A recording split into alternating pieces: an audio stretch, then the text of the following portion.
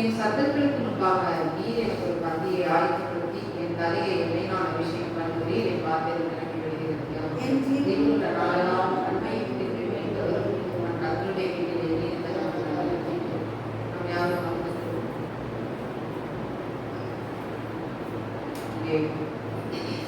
தாவீதின் சங்கீதமாய் இருக்கிறது. சங்கீதம் 23:1 சங்கீதக்காரன் தாவீது இப்படியாக சொல்கிறான், கர்த்தர் என் மேய்ப்பராய் இருக்கிறார், நான் தாழ்ச்சி அடையேன் என்று சொல்லுகிறதை நாம் பார்க்கிறோம். கர்த்தர் எனக்கு இருக்கிறார், மேய்ப்பராய் இருக்கிறார். கர்த்தர் எனக்கு தலைவனாய் இருக்கிறார், அவருக்காகவே நான் தாழ்ச்சி அடையேன் என்று சொல்லி இங்கே சொல்லுகிறான். அவன் 1-2-3 வசனத்திலே அவன் கர்த்தரை குறித்து அவன் என்ன செய்கிறான்? ஜனங்களிடத்திலே அவன் சொல்லுகிறான், கர்த்தர் எனக்கு தலைவராய் இருக்கிற அப்படின்னால நான் குறைவுபட மாட்டேன், தாழ்ச்சியடைய மாட்டேன் என்று சொல்லி சொல்கிறான். தேவனுடைய பிள்ளைகளே, ஆண்டவராய் இயேசு கிறிஸ்து இன்றைக்கு நமக்கு தலைவராய் அவர் காணப்பட்டால், அவர் நமக்கு மேய்ப்பராய் காணப்பட்டால், நாம் மேய்ப்பனின் சத்தத்துக்கு என்ன செய்ய வேண்டும்? செவி கொடுக்க வேண்டும். ஒரு மேய்ப்பர் ஒரு ஆடுகள் இருக்கும் என்றால் அதற்கு தலைவன் இருக்கும்போது அந்த தலைவன் எங்கே அந்த ஆடுகளை கூட்டி சொல்கிறானோ அந்த தலைவன் பின்னாடி இந்த ஆடுகளும் அந்த மந்தைகளும் செய்யும் கடந்து செல்லும். நான் சொல்லுகிற வார்த்தைகளுக்கு கட்டளைகளுக்கு அதை என்ன செய்யும்? கீழ்ப்படியும். இன்றைக்கு நாம் வாசிக்கிறோம், நாம் சொல்லுகிறோம், அறிக்கையிடுகிறோம், கர்த்தரின் வாக்குள்ளோர் எனக்கு மேய்ப்பராய் இருக்கிறார், தலைவராய் இருக்கிறார், ஆகவே நான் தாழ்ச்சி அடையேன் என்று சொல்லுகிற நாம் கர்த்தருடைய சத்தத்திற்கு நாம் என்ன செய்ய வேண்டும்? செவி கொடுக்க வேண்டும். மேய்ப்பனின் சத்தத்திற்கு என்ன செய்ய வேண்டும்? செவி கொடுக்க வேண்டும், கீழ்ப்படிய வேண்டும். அப்படி நம்ம கீழ்ப்படிந்து நடக்கும் போது ஆண்டவர் தொடர்ந்து சொல்லப்பட்ட ஆசீர்வாதங்களை ஆண்டவர் நமக்கு தருகிறவராக இருக்கிறார். அப்போ அப்படிப்பட்ட கீழ்ப்படிதல் இன்றைக்கு நம்ம வாழ்க்கையிலே உண்டாயிருக்க வேண்டும். ஆகவே ஆண்டவரை நம்முடைய எல்லா காரியங்களையும் நம்ம என்ன செய்ய வேண்டும்? மேன்மைப்படுத்தி முதன்மைப்படுத்தி நாம் வைக்க வேண்டும். அப்படி நாம் வைக்கும் போது ஆண்டவர் நமக்கு பெரிய காரியங்களை செய்கிறவராக இருக்கிறார். இன்றைக்கு நம்முடைய வாழ்க்கையிலே முதல் ஒரு பங்கு, பெரிய பங்கு யார் என்றால் ஆண்டவராய் இயேசு கிறிஸ்து. அவரை நாம் என்ன செய்ய வேண்டும்? முன்னிறுத்தி அவரை நாம் என்ன செய்ய வேண்டும்? வைத்து கனமட வேண்டும். ஆண்டவர் நமக்கு எப்படி இருக்கிறார்? மேய்ப்பராய் இருக்கிறார். தொடர்ந்து அங்கே தாவீது சொல்கிறார் 2-3 வசனத்திலே, அவர் என்னை உள்ள இடங்களில் மேய்த்து அமர்ந்த தண்ணீரில் என்னை கொண்டு போய் விடுகிறார் என்று சொல்லி அங்கே ஆண்டவரை குறித்து அவன் ஜனங்களிடத்திலே சொல்லுகிறார். எந்த விதமாய் ஆண்டவர் என்னை நடத்துகிறார் என்கிறதை குறித்து 4வது வசனத்திலே, நாம் மரநேர்களில் பள்ளத்தாக்கில் நடந்தால் பொல்லாப்புக்கு பயப்பட தேவனுடைய தரிவினை மரநேர்களில் பள்ளத்தாக்கின் வழியாக நடந்தால் பொல்லாப்புக்கு நான் செய்ய மாட்டேன், பயப்பட மாட்டேன். ஏன் இந்த வார்த்தையை அவன் சொல்லுகிறான் என்றால், தாவீது அவன் நினைச்சுனா தேசத்திலே நல்ல ஆடுகளை மேய்த்து கொண்டிருந்தான். அப்ப அந்த தேசத்துல என்ன இருக்குது? இருளான பள்ளத்தாக்குகள் வழியாக அவன் கடந்து சென்று அவன் ஆடுகளை மேய்க்க வேண்டிய சூழ்நிலைகள் என்ன செய்தது? காணப்பட்டது. அப்படி இருளான அந்த பள்ளத்தாக்குகளே அவன் நடந்து ஆடுகளை மேய்த்து கொண்டிருக்கும் போது அங்க என்னெல்லாம் வருது? கரடி, சிங்கம், இப்படிப்பட்ட காய்கள் வருகிறது. அப்ப அவன் ஆடுகளை பிடித்துக் கொண்டு கொள்ளாதபடி, ஆடுகளுக்கு இந்த ஆபத்துகள் நேரிடாதபடி அவன் என்ன செய்கிறான்? அந்த ஆடுகளை பத்திரமாக பாதுகாத்துக் கொள்கிறான். அவனுடைய வாழ்க்கையில மரணிக்கின்ற காரியங்கள் கூட நிகழக்கூடிய, ஏனென்றால் அடர்ந்த காடு, இல்லாத ஒரு இடம், ஒரு பள்ளத்தாக்கு, இப்படிப்பட்ட ஆபத்து நிறைந்த இடத்திலே அவன் என்ன செய்கிறான்? ஆடுகளை மேய்த்து கொண்டு இருக்கிறான். அவன் வாழ்க்கையில மரண பள்ளத்தாக்கு இருளின் வழி அவன் நடந்தாலும் அவன் சொல்லுகிற காரியம், நான் நினைச்ச மாட்டேன், கொல்லாப்பை குறித்து பயப்பட மாட்டேன் என்று சொல்லுகிறான். தேவனுடைய பிள்ளைகளே, ஆண்டவரை பார்த்து நான் அப்படியாக அவன் சொல்லுகிறான். அப்போ இன்றைக்கு நம்ம வாழ்க்கையில் மரண பள்ளத்தாக்கின் வழியாக நாம் நடந்து சென்றாலும் அங்க வியாதி, விலகினோம், சில நேரங்களிலே விலகினம் வரும்போது அநேகர் பயப்படுறாங்க. அந்த விலகினத்தில், அந்த வியாதியில நாம் மறைத்து போய் விடுவேணும் என்று சொல்லி என்ன செய்கிறார்கள்? பயப்படுகிறார்கள். அப்படிப்பட்ட மரண பயம் நமக்கு என்ன செய்ய வேண்டாம்?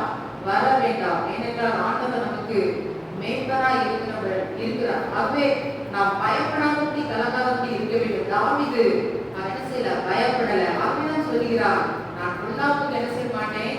பயப்படேன். தேவனுடைய பிள்ளைகளே, தேவனை ஆராதிக்கிற நாம் எல்லா பொல்லாப்புக்கும் கண்டு அஞ்சி கலக்கக்கூடாது. நாம் பயப்படக்கூடாது. தைரியமாய் நாம் இருந்து கர்த்தருடைய நாமத்தை மகிமைப்படுத்த வேண்டும். நாம் ஆராதிக்கிற தேவன் அவர் என்னோடு இருக்கிறார். எல்லா பொல்லாப்புக்கும், கொள்ளைக்கும், நோய்க்கும், மரண இருளுக்கும் என்ன செய்வார்? தப்புவிப்பார் என்கிற விசுவாச அறிக்கையை நாம் என்ன செய்ய வேண்டும்? சொல்ல வேண்டும். அது மாத்திரமல்ல, அவன் அறிக்கை செய்கிறான், தேவரே ஏன் கூட இருக்கிறேன், ஒரு கோடு தனியும் என்னை தேற்றும். அப்ப ஆண்டவர் இன்றைக்கு ஒவ்வொருவருக்கும் என்ன செய்கிறார்? இருக்கிறார். அப்படிதான் எல்லாருக்கும் ஆண்டவர் இருக்கிறார் தானே? இருக்கிறவங்க என் கூட ஆண்டவர் இருக்கிறார் என்று சொல்றாங்களா? எல்லாரும் கரையில வைக்கிறார், அலையில சொல்லுங்க, அலையில. அப்பெல்லாம் நம்ம ஆராதிக்கிற தேவன் நம்மோடு கூட இருக்கிறார். அப்ப நம்ம என்ன செய்யக்கூடாது? பயப்படக்கூடாது. நம்மை சத்துரு நமக்கு விரோதமாய் எழுப்பும் போது, சத்துருவின் கூட்டங்கள், இல்ல வியாதியோ, இல்ல கடன் பிரச்சனையோ, எந்த ஒரு போராட்டத்தை குறித்து நம்ம என்ன செய்யக்கூடாது? பயப்படக்கூடாது. ஏன் நம்ம பயப்படக்கூடாது? ஆண்டவர் நம்ம கூட இருக்கிறார். தாவீது நல்ல ஒரு நம்பிக்கையோடு அவன் சொல்றான், ஆண்டவர் என் கூட இருக்கிறார், ஆகவே நான் என்ன மாட்டேன்? பயப்பட மாட்டேன். இன்றைக்கு ஆண்டவர் உங்களோடு என்னோடு கூட இருக்கிறார். ஆகவே நாம எந்த காரியங்களை குறித்து பயப்படாதபடி, அஞ்சிடாதபடி தைரியத்தோடு என்ன செய்ய வேண்டும்? ஓட வேண்டும் கர்த்தருக்காக. மாத்திரல 5வது வசனத்தை சொல்கிறார், சத்துருக்களுக்கு முன்பதாக நீர் எனக்கு ஒரு பந்தியை ஆயத்தப்படுத்திய தலை என்னால் அபிஷேகம் பண்ணி பாத்திரம். சத்துருக்களுக்கு முன்பதாக ஒரு பந்தி. இன்றைக்கு நமக்கும் சத்துருக்கள் இருப்பாங்க. அப்படிதானே? வேதத்துல ஆண்டவர் சொன்ன வீட்டாக உனக்கு சத்துரு அப்படின்னு சொல்லி ஆண்டவர் எழுதி வச்சிருக்கிறார். அப்போ அநேக நேரங்களிலே நம்முடைய உறவுகளிலே நெருங்கிய உறவினராக இருக்கலாம், நம்முடன் பிறப்புகளா இருக்கலாம், அவர்கள் கூட நமக்கு அநேக நேரங்களிலே சத்துருக்களாக என்ன செய்யறாங்க? எழும்புறாங்க. நண்பர்கள் கூட, நம்ம ரொம்ப க்ளோஸா இருப்பா நண்பர்கள் கூட நமக்கு சத்துருக்களாக என்ன செய்யறாங்க? மாறிவிடுகிறார்கள். இன்னுமாக நமக்கு அறியாத ஜனங்கள் கூட நம்மளை கொண்டு என்ன செய்யறாங்க? சத்துருக்களாய் மாறிவிடுறாங்க. ஏன் சத்துருக்களாய் மாறுறாங்கன்னா, நம்மளுடைய ஆசீர்வாதம், நம்மளுடைய வளர்ச்சி அவர்களுக்கு என்ன செய்கிறதில்லை? பிடிக்கிறதில்லை. அதனால பொறாமையினால் உண்டாகிற அந்த எரிச்சல் நிமித்தமாக அவர்கள் எப்படியாகி விடுகிறார்கள்? நமக்கு சத்துருக்களாய் மாறி விடுகிறார்கள். அப்போ என் சத்துருக்களுக்கு முன்பாக நீர் எனக்கு ஒரு பந்தியை ஆயத்தப்படுத்தி பாருங்க. இஸ்ரவேல் ஜனங்களை அடிக்கப்படிக்க ஒரு பெலிஸ்தீனை கோலியாத் என்ன செய்தான்? அவன் எரிமினிட்டு இஸ்ரவேலையும் ஜனங்களையும் அவர்கள் என்ன செய்தான்? மிரட்டினான். வார்த்தைகளினாலே சொல்லி என்ன செய்தான்? பயமுறுத்தினான். அப்போ பெலிஸ்தீன் சொல்லுகிற வார்த்தைகளுக்கு சவுலுக்கு என்ன உண்டாயிட்டு? பயம், கலக்கமும் செய்தது வந்துட்டு. ஆனா அந்த சின்ன தாவீது அந்த இடத்திலே அவன் சிறியவனாய் காணப்பட்டான். ஆகவே அவன் சொல்லுகிறான், நான் இந்த பெலிஸ்தனை கொன்று போடுவேன், இவனை மேற்கொள்வேன், இவன் எனக்கு எம்மாத்திரம் என்று தேவனுக்கு முன்பதாக இவன் எம்மாத்திரம் என்று சொல்லி அவன் என்ன செய்தான்? அந்த கோலியாத்தை அவன் என்ன செய்தான்? வீழ்த்தினான். அந்த சத்துருக்களுக்கு முன்பதாக அங்கே ஆண்டவர் ஒரு பந்தியை ஏற்படுத்தி கொடுத்து அவனுடைய தலையை என்ன செய்தார்? உயர்த்தினான், அபிஷேகம் பண்ணினார். இன்றைக்கு உங்களுக்கு சத்துருக்களா இருக்கிற ஜனங்களுக்கு முன்பதாக ஆண்டவர் உங்கள் தலைகளை உயர்த்துவார். உங்கள் தலைகளை ஏன் உங்கள் தலைகளை உயர்த்துவார்? ஆண்டவராய் இயேசு கிறிஸ்து உங்க கூட இருக்கிறார். உங்க கூட இருக்கிற அப்படின்னா உங்க தலையை தான் ஆண்டவர் உயர்த்த ஆகவே நீங்க சொல்லுங்க, ஆண்டவர் என் கூட இருக்கிறார், என் தலையை அவர் செய்வார், உயர்த்துவா என்று சொல்லி நாம் என்ன செய்ய வேண்டும்? அறிக்கை செய்ய வேண்டும். என் தலையை எண்ணினால் அபிஷேகம் பண்ணி பாத்திரம் நிரம்பி வெளியிருந்து தாவீது சொல்கிறார். அப்பா தாவீதுடைய பாத்திரம் என்ன செய்தது? நிரம்பி நிரம்பி வழிந்தது. தேவனுடைய பிள்ளைகளே, உங்களுடைய பாத்திரமானது என்ன செய்ய வேண்டும்? நிரம்பி வழிய வேண்டும், வழியப்பட வேண்டும். கர்த்தருடைய அபிஷேகத்தில் நீங்கள் எப்பொழுதும் எப்படி இருக்க வேண்டும்? நிறைந்தவர்களாக இருக்க வேண்டும். குறைக்குனா என்ன ஆகும்? தழும்பு கூத்தாடும் என்று சொல்லி நாம் பழமொழி பார்த்துக்கிறோம். அப்போ நிறைவான ஒரு காரியம் அது என்ன செய்யாது? அது கூத்தாடாது, அது அமைதியா இருக்கும். அதே போல தேவனுடைய அபிஷேகத்தை நாம் என்ன செய்ய வேண்டும்? அங்கே நிறைவான நாம் பெற்றுக்கொள்ள வேண்டும். நம்ம பாத்திரம் எண்ணெய் நிரம்பி வழிய வேண்டும். சங்கீதம் 92 கூட தாவீது சொல்லுகிறார், அங்கே புதிய எண்ணெயினால் என்ன செய்கிறீர்? அபிஷேகம் பண்ணுகிறீர் என்று சொல்லி அங்கே சொல்கிறார். புதிய எண்ணெய் 92:10 நான் சொல்லுகிறார், புதிய எண்ணெயினால் அபிஷேகம். புதிய எண்ணெய், ஒவ்வொரு நாளும் புதிய எண்ணெயை நாம் என்ன செய்ய வேண்டும்? பெற்றுக்கொள்ள வேண்டும்.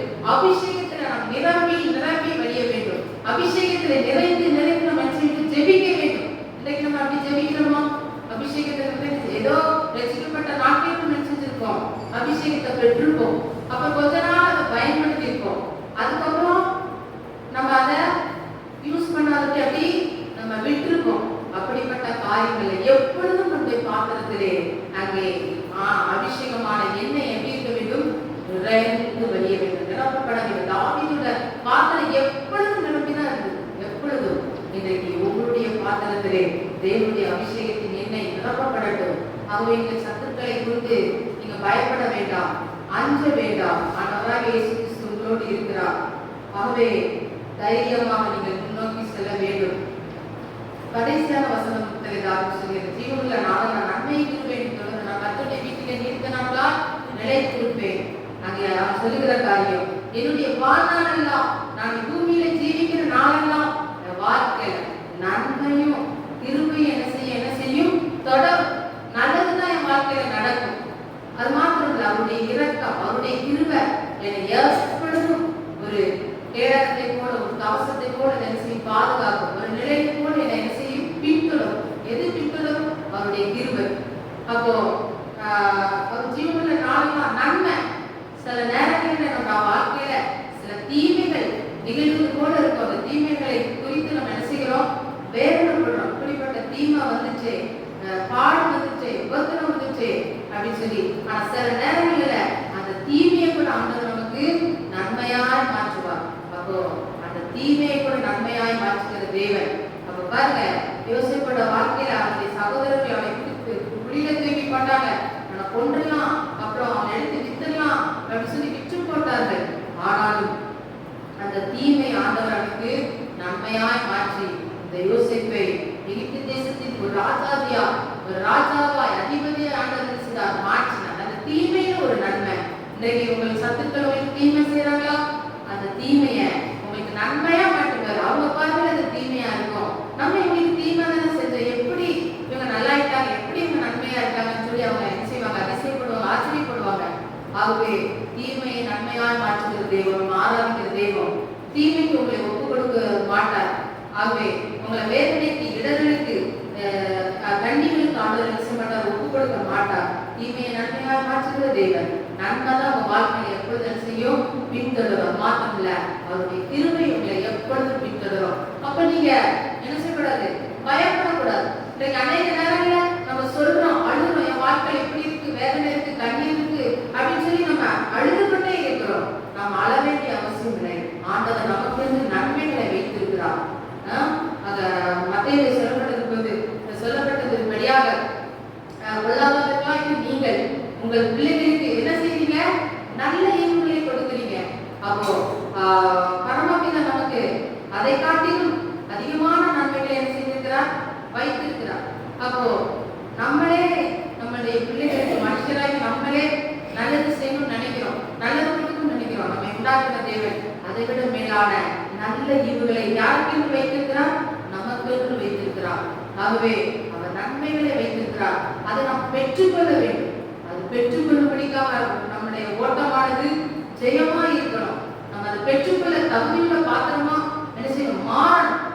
ஆகவே பாருங்க, அப்படிப்பட்ட நன்மைகளை நாம் என்ன செய்யணும், பெற்றுக்கொள்ள வேண்டும். ஆகவே இன்றைக்கு தேவனுடைய பிள்ளைகளே, ஆண்டவர் சொல்லுகிற காரியம் உங்கள் வாழ்க்கையிலே நன்மையும் கிருபையும் உங்களை தொடர்கிறதா இருக்கிறது. அப்புறம் நீங்க என்ன செய்யணும், கர்த்தருடைய வீட்டிலே நீடித்த நாட்களால் நிலைத்திருக்க வேண்டும். தாவீது சொல்கிறார், நான் கர்த்தருடைய வீட்டில் என்ன செஞ்சிருப்பேன், நிலைத்திருப்பேன். நிலைத்திருக்கக்கூடிய ஒரு அனுபவம் இன்னைக்கு அநேகரால் என்ன செய்ய முடியல, நிலைத்திருக்க முடியல. அநேகரால் நிலைத்திருக்க முடியல. சில ஆசீர்வாதங்களை அடைந்த உடனே என்ன செய்கிறார்கள், பின்மாற்றமான வாழ்க்கை, தேவனுக்கு விரோதமான செயல், இன்னுமாக அவர்கள் என்ன செய்கிறார்கள், தேவனை விட்டு தூரம் போகிறார்கள். அப்படிப்பட்ட காரியம் இல்லை. தேவனுடைய சபையில், எந்த சபையில நம்ம நாட்டப்பட்டு இருக்கிறோமோ, கர்த்தர் நமக்கு கொடுத்திருக்கிற அந்த சபையிலே நட்டி வச்சிருக்கிற அந்த தோட்டத்தில் நம்ம என்ன செய்யணும், நிலைத்திருக்கணும். நிலைத்திராமல் இங்கேயும் அசையக்கூடாது. மற்ற சபையில நம்ம பார்த்து அங்க நல்லா இருக்கு, இங்க நல்லா இருக்கு என்ன செய்யக்கூடாது, நம்ம கண்களை என்ன செய்யக்கூடாது, சிதற விடக்கூடாது. அப்படிதான் ஏவாள் பார்த்த அந்த சம்பவம் நமக்கு தெரியும். அவ எப்படி, அதே போல சில காரியங்கள் பார்க்க நல்லா தான் தெரியும், ஆனா போனாதான் தெரியும் அங்க என்ன இருக்கு. சில காரியத்துல பெரிய கூட்டங்கள் இருக்கும், தேவன் இருக்க மாட்டான். ஆகவே நமக்கு ஆண்டவர் அந்த கொடுத்திருக்கிற அந்த ஆலயத்தை, அந்த சபையிலே நாம் நாட்டப்பட்டவர்களை என்ன செய்யணும், நிலைத்திருக்கணும். நிலைத்திருக்கணும். மேலும் சொல்கிறது, நீடித்த நாட்கள் நிலைத்திருப்பேன். தாவீது சொல்கிறார், இந்த வாழ்க்கை எப்படிப்பட்ட நன்மைகளை நீ வைத்திருக்கிறீர், இது எனக்கு தொடரும். ஆனா நான் செய்கிற காரியம் உங்க சமூகத்துல நான் செஞ்சிருப்பேன், உங்க வீட்டுல நான் நிலைத்திருப்பேன். ஆண்டவர் நமக்கு ஒரு வீட்டை கொடுத்திருக்கிறார். தேவ கூடாரமைக்கு தேவனுடைய ஆலயத்தை, சபை, இது என்னுடைய ஸ்தலம், இதிலே நான் என்ன செய்வேன், வாசம் பண்ணுவேன் என்று சொல்லியிருக்கிறார். ஆகவே இதில் நீங்கள் என்ன செய்யணும், நிலைத்திருக்க வேண்டும். எத்தனை போராட்டங்கள், எத்தனை காரியங்கள் வந்தாலும், சில குறைபாடுகள் இருந்தால் அதை நாம் பொருட்படுத்தாதபடி நாம் கர்த்தரை இதில் இருந்து நிலைத்திருந்து நாம் ஆராதிக்க கற்றுக்கொண்டால் நிச்சயமாகவே நாம் வாய்ப்புள்ள ஜனங்கள், நாம் ஆசீர்வதிக்கப்பட்ட ஜனங்கள். கர்த்தர் அதிலே அவர் பிரியப்படுகிற தேவனாய் இருக்கிறார். ஆகவே இந்த சங்கீதத்திலே நாம் தியானித்தது போல ஆண்டவர் நம்முடைய வாழ்க்கையை தலைவராக இருக்கிறார், நம்மை மேய்த்து செல்கிற ஒரு மேய்ப்பனாக இருக்கிறார். அவருடைய சத்தத்துக்கு நம்ம என்ன செய்வோம், செவி கொடுப்போம். சத்தத்துக்கு நம்ம செவி கொடுத்து நாம் நடக்கும்போது கர்த்தர் செம்மையான பாதையிலே நலமான காரியங்களை நம்மை நடத்தி செல்வார். அவருடைய மேய்ப்பன் என்று சொல்லிவிட்டு அவருடைய சத்தத்துக்கு கீழ்ப்படியாதபடி மற்ற சத்தங்களுக்கு, மற்றவர்களுடைய உபதேசங்களுக்கு, மற்ற ஜனங்களுடைய ஆலோசனைகளின்படி நம்ம நடந்தா தேவனுக்கு ஆசீர்வாதத்தை பெற முடியாது. ஆகவே தேவனுடைய பிள்ளைகளே, மற்ற சத்தங்களுக்கு நாம் செவிப்படாதபடி நம்ம அழைத்த, நம்ம படைத்த, நம்மை உருவாக்கின, நம்ம ரட்சித்த, நமக்கு மேய்ப்பனா இருக்கிற அந்த தேவனுடைய சத்தத்துக்கு மாத்திரம் நம்ம செவி கொடுத்து நம்ம ஓடுவோம். கர்த்தர் நம்மை ஜெயமாய் நடத்துவார். கர்த்தராக நம்ம வார்த்தைகளை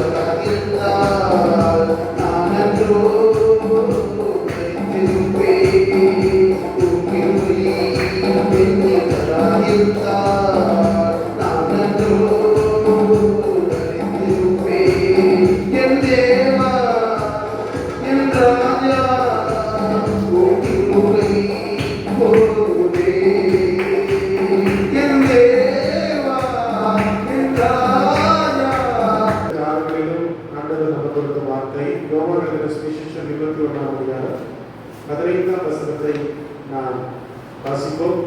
யோவான் 21ஆம் அதிகாரம் 15ஆம் வசனம். புதிய பாட்டிலே 4வது புத்தகம், யோவான் 160ஆம் பக்கத்தில் இருக்கிறது. யோவான் 21:15 வாசிக்கும் பார்க்கலாம். அவர்கள் போஜனம் பண்ணின பின்பு இயேசு சீமோன் பேதுருவை நோக்கி, யோனாவின் குமாரனாகிய சீமோனே, இவர்களிலும் அதிகமாக நீ என்னிடத்தில் அன்பாய் இருக்கிறாயா என்றார். அதற்கு அவன், ஆம் ஆண்டவரே, உம்மை நேசிக்கிறேன் என்பதை நீர் அறிவீர் என்றார். அவர், என் ஆட்டுக்குட்டிகளை மேய்ப்பாயாக என்றார். அவர் போஜனம் பண்ணின பின்பு இயேசு சீமோன் பேதுருவை நோக்கி, யோனாவின் குமாரனாகிய சீமோனே, இவர்களிலும் அதிகமாக நீ என்னிடத்தில் அன்பாய் இருக்கிறாயா என்றார். அதற்கு அவன், ஆம் ஆண்டவரே, உம்மை நேசிக்கிறேன் என்பதை நீர் அறிவீர் என்றார். அவர் போஜனம் பண்ணின பின்பு இயேசு சீமோன் பேதுருவை நோக்கி, யோனாவின் குமாரனாகிய சீமோனே, இவர்களில் அதிகமாக நீ என்னிடத்தில் அன்பாய் இருக்கிறாயா என்றார். அதற்கு அவன், ஆம் ஆண்டவரே, உம்மை நேசிக்கிறேன் என்பதை நீர் என்றார். அதற்கு அவர், ஆட்டுக்குட்டிகளை மேய்ப்பாயாக. 3வது முறை போஜனம் பண்ணின பின்பு இயேசு சீமோன் பேதுருவை நோக்கி, யோனாவின் குமாரனாகிய சீமோனே, இவர்களில் அதிகமாக நீ என்னிடத்தில் அன்பாய் இருக்கிறாயா என்றார். அதற்கு அவர், ஆம் ஆண்டவரே, உம்மை நேசிக்கிறேன் என்பதை நீர் அறிவீர் என்றார். அவர் இயேசு கிறிஸ்து உயிர்த்தெழுந்தது என்பதாக அவர்கள் சீஷர்கள் இருந்த அறைக்கு போய் சொன்னார், உங்களுக்கு சமாதானம் என்று சொல்லி சொன்னார். அல்லேலூயா. ஆனாலும் சீஷர்கள் கொஞ்ச நாள் கழித்து பின்வாங்கி போய்விட்டார்கள்.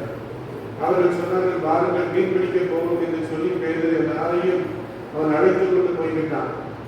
அப்போ இயேசு அவர்களிடத்தில் வந்து, பிள்ளைகளை புசிப்பதற்கு ஏதாவது இருக்கிறதா என்று கேட்டார். அப்போது அவர்கள் ஒன்றுமில்லை என்று சொன்னவுடனே, நீங்கள் வலைகளை போடுங்கள் என்று சொல்லி 153 பெரிய மீன்களை கொடுத்தார். அல்லேலூயா, அல்லேலூயா. அது மீதுமாக போஜனம் பண்ணி கொண்டிருக்கும் இயேசு அவர்களுக்காக அந்த மீனை சமைத்து அவர்களை எல்லாரும் போஜனம் பண்ண கூப்பிட்டு அவர்களை அதிலே சீமோன் பேதுருவை பார்த்து சொன்னார், யோனாவின் குமாரனாகிய சீமோனே, நீ என்னிடத்திலே அன்பாய் இருக்கிறாயா? அல்லேலூயா சொல்லுங்க. அல்லேலூயா, அல்லேலூயா. 3 முறை ஆண்டவர் கேட்கிறார். நம்ம எப்படி 3 முறை வாசிப்போம். அதே போல ஆண்டவர் அன்னைக்கு அந்த பேதுருவை பார்த்து கேட்டார், நீ என்னிடத்தில் அன்பாய் இருக்கிறாயா? அல்லேலூயா. இன்னைக்கு காலை வேளையிலே ஆண்டவர் உங்களையும் என்னையும் பார்த்து அதான் கேட்கிறார். நீங்க என்னை நேசிக்கிறீங்களா? என் மேல அன்பா இருக்கிறீங்களா? என்னுடைய என்ன நீங்க உண்மையிலே நீங்க என் மேல பிரியமா இருக்கிறீங்களா? ஏதோ கடமைக்காக சபைக்கு வருகிறீங்களா? ஏதோ கடமைக்காக இயேசு கிறிஸ்துவை பின்பற்றுகிறீர்களா?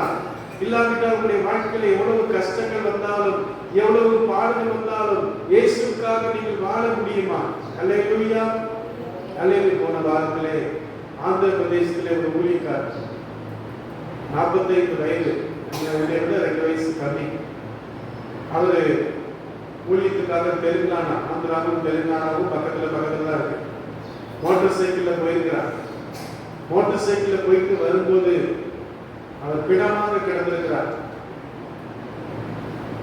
அப்போ அது ஆக்சிடென்ட் இருந்தா தெரியும், தலையிலெல்லாம் அடிபட்டு வந்து ஆக்சிடென்ட் கிடையாது, முகத்துல அடிச்சு தலையை உடைச்சு அப்படியே அவரை சிதைச்சு அங்க போட்டுட்டு போயிட்டாங்க. அவருக்காக பல்லாயிரக்கணக்கான தெய்வ பிள்ளைகள் உலகம் முழுவதிலிருந்து அவருக்கு ஆதரவு, தமிழ்நாடு, கேரளா, கர்நாடகா பல இடங்களிலிருந்து அவருக்கு அப்படி அஞ்சலி செலுத்த பல லட்சக்கணக்கான மக்கள் வந்திருந்தார்கள். அப்போ இன்னைக்கு அருமையான தெய்வ பிள்ளைகளே, ஏதோ நாம் ஆண்டவரை நேசிக்கிறோம் என்று சொல்லிவிட்டு அப்படியாய் போகிற அனுபவம் அல்ல. இந்த பாருங்கள், 2 நாளைக்கு முன்பதாக இந்த மியான்மர், தாய்லாந்து நாடுகளிலே பயங்கரமான பூமி எதிர்ச்சி வந்தது.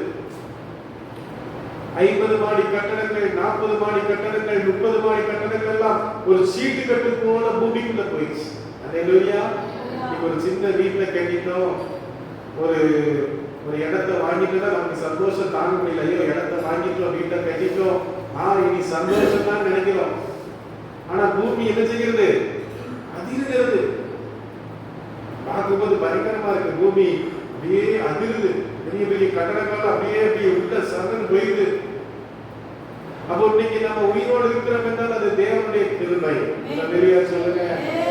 ஒவ்வொரு நாளும் இந்த உலகத்திலே நாம் வாழ்கிறோம் என்றால் அது ஆண்டவருடைய கிருபை. அல்லேலூயா. எத்தனை ஜனங்கள், எத்தனை நல்லவர்கள், எத்தனை அருமையான மக்கள் இந்த நாட்களில் இல்லையே. ஆனால் ஆண்டவர் உங்களுக்கும் எனக்கு ஒவ்வொரு நாளும் ஜீவனை, சுகத்தை, பலத்தை கொடுத்து நம்மை ஆச்சரியமாய் நடத்துகிறார். அல்லேலூயா சொல்லுங்க. அல்லேலூயா. அல்லேலூயா. இந்த சீமோன் பேதுருவை கர்த்தர் எங்கே பார்த்தார் சொல்லுங்க பார்க்கலாம். லூக்கா 5ஆம் அதிகாரத்திலே அவர் என்ன செய்து கொண்டிருந்தான்? சீமோன் பேதுரு சொல்லுங்க, மீன் பிடித்துக் கொண்டிருந்தான். அல்லேலூயா. மீன் வலைகளை அலசி கொண்டிருந்தான். அவனுடைய ஊர் எந்த ஊரு? பெத்சாயிதா. எந்த ஊரு? பெத்சாயிதா பட்டணம். அவன் மீன்களை பிடித்துக் கொண்டிருக்கும் போது அவனுடைய வாழ்க்கையில ஒரு ஆசீர்வாதம் கூட இல்லை. அல்லேலூயா சொல்லுங்க. அல்லேலூயா. வெறுமையா இருந்தது. Praise the Lord. ஆதியாகமத்தின் புத்தகம் 1ஆம் அதிகாரம் 2ஆம் வசனம் வாசிங்க பார்க்கலாம். ஆதியிலே தேவன் வானத்தையும் பூமியையும் சிருஷ்டித்தார். பூமியானது ஒழுங்கின்மையும் வெறுமையாய் காணப்பட்டது. அல்லேலூயா சொல்லுங்க. இன்னைக்கு நம்முடைய வாழ்க்கை கூட எப்படி இருக்குது சொல்லுங்க? வெறுமையா இருக்குது. நம்முடைய வீடு வெறுமையா இருக்குது. நம்முடைய தொழில் வெறுமையா இருக்குது. நம்முடைய குடும்பம் வெறுமையா இருக்குது. ஆனால் 3ஆம் வசனம் இருக்குது, தேவன் வெளிச்சம் உண்டாக வேண்டும் என்று சொன்னார். வெளிச்சம் உண்டா. எல்லா கரங்களை தட்டி கர்த்தரை ஸ்தோத்திரம் பண்ணுங்க. அல்லேலூயா. ஒரு வார்த்தை, ஆண்டவருடைய ஒரு வார்த்தை உடைய வெறுமையை நிறைவாய் மாற்றும். அல்லேலூயா. உடைய இருளை மாற்றி போடும். உடைய கண்ணீரை மாற்றி போடும். உடைய துக்கத்தை மாற்றி போடும். உடைய வியாதியை மாற்றி போடும். எல்லா கரங்களை தட்டி கர்த்தரை ஸ்தோத்திரம் பண்ணுங்க. 100க்கு அதிபதி ஒருவர் வந்து சொன்னார், ஆண்டவரே, என் வேலைக்காரன் வியாதிப்பட்டிருக்கிறார், நீ ஒரு வார்த்தை மட்டும் சொல்லும், அவன் சுகமாவான் என்று சொன்னார். அல்லேலூயா சொல்லுங்க. ஒரு வார்த்தை போதும், உன் கண்ணீர் மாறி போகும், உன் வேதனை மாறி போகும், உன் துக்கம் மாறி போகும். அல்லேலூயா. அப்ப உன்னுடைய படகு எப்படி இருந்துச்சு? ஒன்றும் அகப்படவில்லை ஆண்டவரே. அல்லேலூயா. ஆண்டவர் சொன்னார், ஆழத்துக்கு போ. ஒரு அல்லேலூயா சொல்லுங்க. அல்லேலூயா. ஆழத்துக்கு போயிருக்கீங்களா? கடலுக்குள்ள ஆழத்துக்கு போயிருக்கீங்களா? நம்ம தான் எங்க நிக்கிற ஆட்கள்? கடையிலே நின்னுட்டு காலை நினைச்சிட்டு விளையாண்டுட்டு வந்துடும். அல்லேலூயா. அல்லேலூயா. அல்லேலூயா. மீனவ மக்களுக்கு யாரும் இல்லைன்னு நினைக்கிறேன். அல்லேலூயா. அவங்க தான் எங்க போவாங்க? ஆழத்துக்கு போவாங்க. அல்லேலூயா. ஆழம் எப்படி இருக்கு சொல்லுங்க பார்க்கலாம். பயங்கரமா இருக்கும். கொஞ்சம் இந்த படகு அப்படியே ஒரு அலை புயல் வந்துன்னா என்ன ஆகும்? அதுல கீழே தான் உலகம், இந்த கடலுக்குள்ளதான் உலகம். அது பயங்கரமான ஒரு அனுபவம். ஆழத்துல இருக்குன்னா பயங்கர ஒரு தைரியம் வேண்டும். ஆழத்துக்கு போனா நமக்கு என்ன இருக்கணும்? ஒரு பயங்கரமான ஒரு விசுவாசம் நமக்கு இருக்கணும். ஒரு அல்லேலூயா சொல்லுங்க. அல்லேலூயா. அப்ப ஆழத்துக்கு போகும்போது ஆண்டவர் என்ன பண்ணுகிறார்? 2 படகுகள் நிரம்பத்தக்க மீனை கொடுக்கிறார். அல்லேலூயா சொல்லுங்க. அல்லேலூயா. தேவப்பிள்ளையே, உன் வாழ்க்கையில நீங்க ஒண்ணு இல்ல, வெறுமையா இருக்குது, எல்லாம் ஏமாற்றமா இருக்குது, எல்லாம் தோல்வியா இருக்குதுன்னு நினைக்கிறியா? நீ ஆழத்துக்கு போவாயானால் கர்த்தர் உன் வாழ்க்கையில அற்புதம் செய்வார். ஆழத்துக்கு போவாயானால் கர்த்தர் உன் படகை நிரப்புவார். நீ ஆழத்துக்கு போகும்போது உன் வாழ்க்கையில அதிசயம் நடக்கும். அல்லேலூயா. அல்லேலூயா. அல்லேலூயா. ஆண்டவர் நம்மை கரையிலே உட்கார சொல்லுகிற தேவன் அல்ல. எசேக்கியேல் அங்கே பிரைஸ் 42ஆம் அதிகாரத்திலே ஒரு மனிதனை பார்த்து சொல்கிறார், நீ 1000 முழம் அட என்று சொன்னபோது அது கணுக்கால் அளவாய் இருந்தது. இன்னும் 1000 முழம் அட என்று சொன்னபோது அது முழங்கால் அளவாய் இருந்தது. இன்னும் 1000 முழம் அட என்று சொன்னபோது அது இடுப்பளவாய் இருந்தது. இன்னும் 1000 முழம் அட என்று சொன்னபோது அது நீச்சலால் அளவாய் இருந்தது. அல்லேலூயா சொல்லுங்க. இன்னைக்கு ஆண்டவராகிய கர்த்தர் உங்களிடத்தில் விரும்புகிறது நீங்கள் நீச்சல் ஆழத்துக்குள்ளே கடந்து செல்லணும். அல்லேலூயா. நீச்சல் தெரியாதவங்க எல்லாம் என்ன செய்யணும்? நீச்சல் படிக்கிற எத்தனை பேருக்கு நீச்சல் தெரியும் சொல்லுங்க பார்க்கலாம். தூத்துக்குடி மக்கள் நீச்சல் தெரியாம இருக்கிறீங்க. அல்லேலூயா. அல்லேலூயா. நீச்சல் அனுபவம் ரொம்ப நல்ல அனுபவம். எங்க வீட்டுல நம்ம சபை அளவுக்கு, நம்ம சபையில முக்காவாசி அளவுக்கு ஒரு கிணறு இருந்துச்சு. அந்த கிணத்துலதான் நாங்களாம் நீச்சல் படிச்சோம். அல்லேலூயா. எங்க ஊர்ல பாத்தீங்கன்னா கிட்டத்தட்ட எங்க அப்பா போயிருந்த அந்த நாட்கள்ல ரொம்ப நாள் தண்ணி கிடையாது. சுரண்டை கிராமத்துல தண்ணி கிடையாது, மழையே பெய்யல. அப்ப எங்க அம்மா கூட்டெல்லாம் கட்டிட்டு குற்றாலத்துக்கு போவாங்க, அம்பாசமுத்திரம் போவாங்க, அங்கதான் துணி துவைக்க கொண்டு போவாங்க. இப்போ ஒரு நாள் ஒரு பாஸ்டர் அம்பாசமுத்திரத்துக்கு வந்திருந்தார். அப்ப அவர் சொன்னாரு, ஒரு செம்புல தண்ணி கொடுங்க அப்படின்னு சொல்லி செம்புல தண்ணி எடுத்து 7 தடவை கிணத்தை சுத்தி அவங்க வந்து ஜெபித்து அந்த தண்ணியை உள்ள ஊத்துனாங்க. அந்த வருஷத்துல ஒரு மழை பெஞ்சது. அந்த இதுல அந்த கிணறு ஃபுல்லா நிரம்பி வழிகிற அளவுக்கு கத்தர் மழை அற்புதம் செய்தார். எங்க அத்தாலாம் படிச்சாங்க, எங்க அப்பாவுடைய அக்கா பையன்லாம் அங்க புளியங்குடியில தான் படிச்சாங்க. அப்ப அவங்க எல்லாம் வந்து இந்த ஒரு பெரிய ஒரு கையில போட்டு இறக்குவாங்க. ஒரு 50 அடி 60 அடி கிணறு இருக்கும். அந்த கிணறு, அந்த கிணத்துல அவங்க இறங்கி என்ன பண்ணுவாங்கன்னா அந்த பாறையை உடைப்பாங்க. பாறையை உடைச்சி அதுல இருந்து தண்ணியை உடைச்சு விட்டாங்க. தண்ணி வரும், கொஞ்சம் லைட்டா சுரக்கும், அவ்வளவுதான் இருக்கும். ஆனா பாத்தீங்கன்னா தண்ணி ஜெபம் பண்ண பிறகு பாத்தீங்கன்னா அந்த நேரம் இன்னைக்கு வரைக்கும் தண்ணி ஃபுல்லா தான் இருக்கு. எப்போ போனாலும் தண்ணி தான் இருக்கு. ஹல்லேலூயா சொல்லுங்க, ஹல்லேலூயா. அப்ப ஆண்டவராகிய கர்த்தருடைய வாழ்க்கையில் இருக்கிற வெறுமையை அவர் மாற்றுகிறவராக இருக்கிறார், இல்லாமையை மாற்றுகிறவராக இருக்கிறார். ஹல்லேலூயா. இன்னைக்கு சங்கீதம் 23ஆம் சங்கீதம் வாசித்தோம். ஒரு கர்த்தரின் மேய்ப்பராக இருக்கிறார். ஆனா என் வாழ்க்கையில ஒரு குறைவு வராது. ஆண்டவருடைய மேய்ப்பராக இருந்தார். ஹல்லேலூயா. சில வேளைகள்ல நமக்கு இந்த கையில் பணம்லாம் செலவாயிருக்கலாம், செலவுக்கு மீறிய நம்ம கடன் வாங்கியிருக்கலாம், பலவிதமான நெருக்கத்தில் இருக்கலாம். கடன்காரங்க வருவாங்க, என்ன செய்யறது? கர்த்தர் பார்த்துக் கொள்வார். ஒரு அல்லேலூயா சொல்லுங்க, ஒரு அல்லேலூயா சொல்லுங்க. நாங்க ஒரு விஷயமா ஒருத்தர் ஐயாவை போய் பார்க்க வேண்டியது இருக்கிறார். அட்வொகேட்டை பார்க்க வேண்டியதா இருந்துச்சு. அப்போ பார்த்தப்போ சொன்னார், பிரதர் நீங்களாம் பிரச்சனை வந்து நினைச்சிட்டு இருக்கீங்க, ஆனா எனக்கு இருக்கிற பிரச்சனை என் மருமகளுக்கு எத்தனை கோடி கடன் இருக்கு. எத்தனை கோடினா உங்களுக்கு தலை சுத்தியா இருக்கும். என் தரப்பனார் இருந்தாங்க, பெரிய பிசினஸ் பண்ணிட்டு இருந்தாங்க, திடீரென்று மறித்து விட்டாங்க. எத்தனை கோடி கடன், கடன்காரங்கெல்லாம் வந்து பேசுவாங்க. அவர் ஆண்டோடைய சமூகத்தில் உட்கார்ந்து அழுது ஜெபம் பண்ணுவாரு. கர்த்தர் அப்படியே அமைதியா கொண்டு போயிருவார். ஒரு அல்லேலூயா சொல்லுங்க.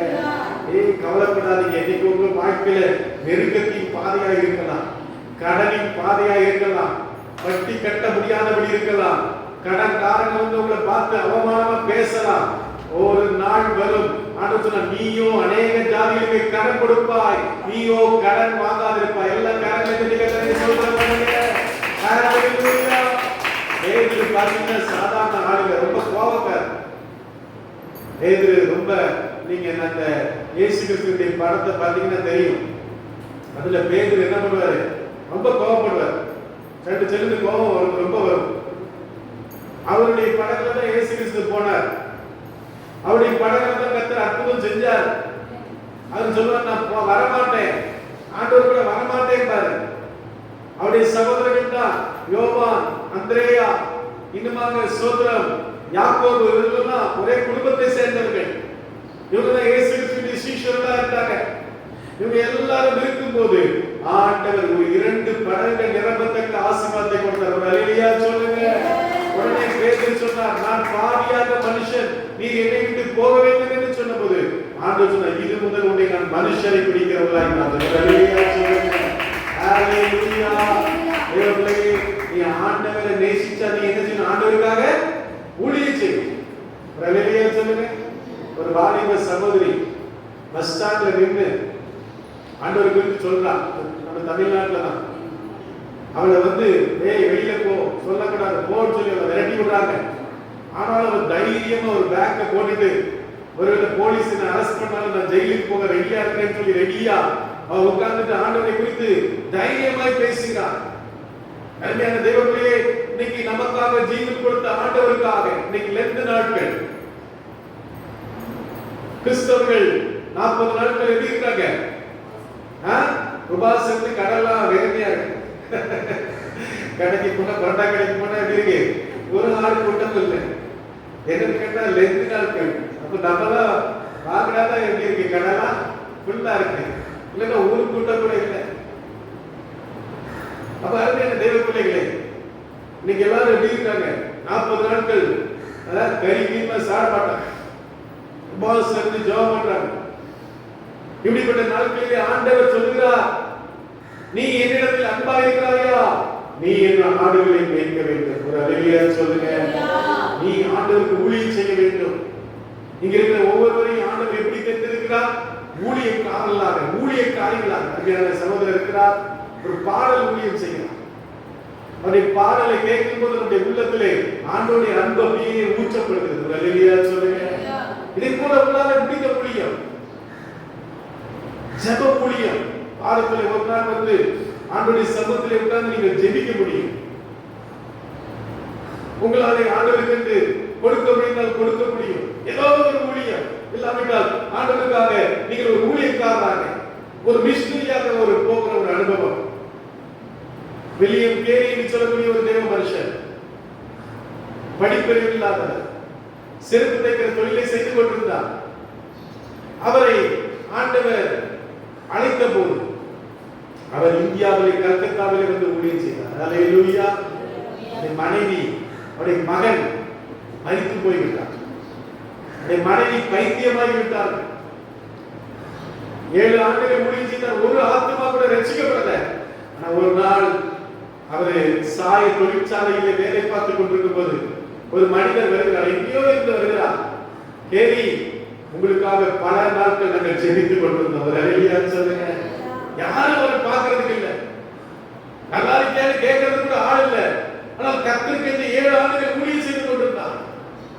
சாய தொழிற்சாலையிலே அவர் நின்று மேற்பார்வையாளராக இருந்து வேலை செய்யும் போது அங்கே பிரைஸ் வில்லியம் கேரி என்று சொல்லி ஒரு ஊழியக்காரர் வருகிறார். உங்களுக்காக பல ஆண்டுகள் ஜெபித்துக் கொண்டிருந்தோம். வில்லியம் கேரி அந்த நாட்களிலே புதிய பாட்டிலே பெங்காலி மொழியிலே மொழிபெயர்த்தார். ஒரு அல்லேலூயா சொல்லுங்க. அங்க வந்த மனிதர் யாருன்னா பிரிண்டிங் பிரஸ், பிரிண்டிங் பண்றார். இவர் வந்து அவர்கிட்ட சொல்லி அந்த வேதாகமத்தை அங்கே மொழிபெயர்க்கிறார். ஒரு அல்லேலூயா சொல்லுங்க. அந்த மனிதர் தான் சதி என்கிற உடன்கட்டை ஏந்த நம்முடைய தேசத்திலே ஒரு பயங்கரமான பழக்கம். புருஷன் செத்து விட்டால் மனைவி என்ன செய்யணும்? உயிரோடு கூட அவளை எரிச்சுவாங்க. அப்படிப்பட்ட ஒரு கொடுமை இருந்தது நம்முடைய தேசத்திலே. அதை ஒழித்தவர் தான் யாரு? William carry. ஒரு அல்லேலூயா சொல்லுங்க. அல்லேலூயா. அது மட்டுமல்ல, 100 பள்ளிக்கூடங்களை நிறுவினார்.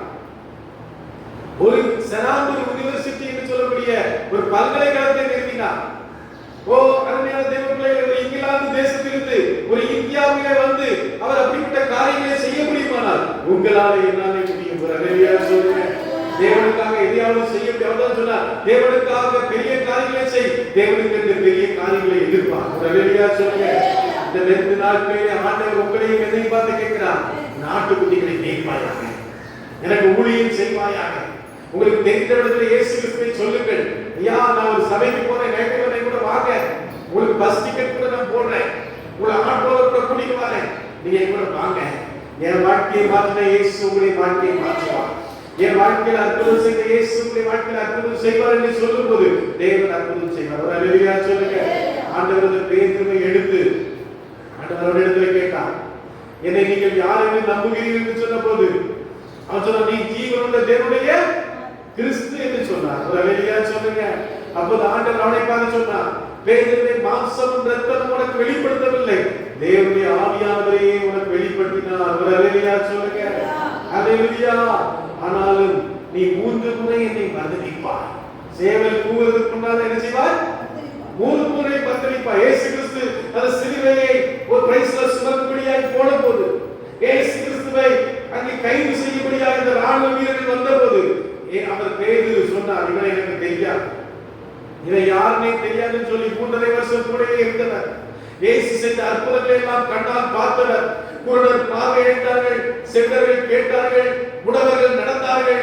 ஓ, தேவனுடைய அற்புதம் விளங்கினது. அப்படிப்பட்ட காரியங்களை செய்த அந்த பேதுரு இயேசு சொன்னார், எனக்கு தெரியாது என்று சொன்னார். அல்லேலூயா.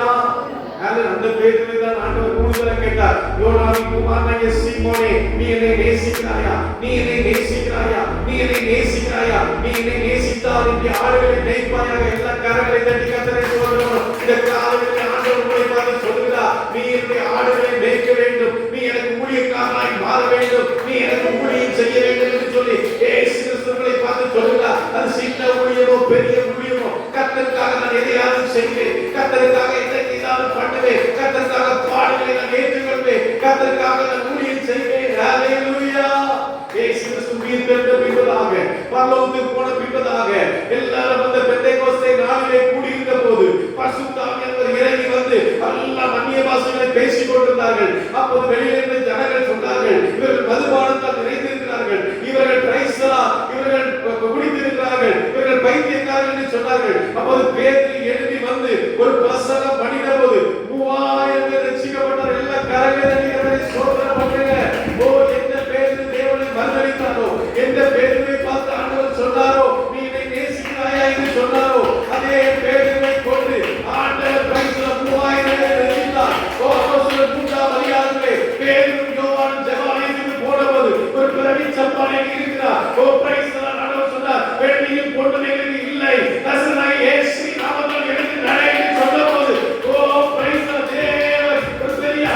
செய்தார். இன்னைக்கு கர்த்தர் உங்களை கொண்டு ஆத்துமாவை ரட்சிக்க போகிறார். ஓ பிரைஸ் தி லார்ட். அற்புத அடையாளங்களை செய்ய போகிறார். நீங்கள் ஆயத்தமா இருக்கிறீர்களா? ஹalleluya. இந்த காலவெளியில் அதற்காக தான் கர்த்தரை தெரிந்தெடுத்திருக்கிறார். அதற்காக தான் கர்த்தரை கொண்டு வந்திருக்கிறார். நீங்கள் சாதாரணமான ஜனங்கள் அல்ல. பேதுரு யோவானும் பள்ளிக்கூடத்துக்கு கூட போகல. அவர்கள் பிரைஸ் வேதத்தை கற்றதில்லை. பிரைஸ் அவர்களுக்கு